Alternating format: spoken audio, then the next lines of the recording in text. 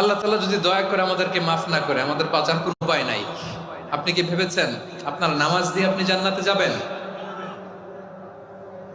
আপনি তাহাজ্জুদ গুজার, সেজদা দিতে দিতে কপালে দাগ ফেলেছেন, এটা আপনারা জান্নাতে নেবে না? আপনি এলাকার সবচেয়ে বড় হাতেম তাই দানশীল, এই দানের ভরসায় বসে আছেন, কশিন কালো না। আমাদের নামাজ, আমাদের রোজা, আমাদের ইবাদত, এগুলোকে মিজানের পাল্লায় উঠালে কোনো ওজনই হবে না।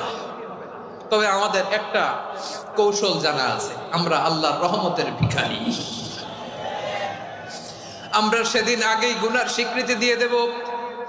আমরা বলবো, আল্লাহ তুমি প্রশ্ন করার আগে তোমার একটা কথা বলি, আমারে কিছু জিজ্ঞেস করো না, আমি সব করেছি। এমন কোন পাপ নাই যে পাপ আমারে দিয়ে হয় নাই। তোমার রহমত দিয়ে তুমি জান্নাতে পাঠাবা, তোমার দয়ায় জান্নাত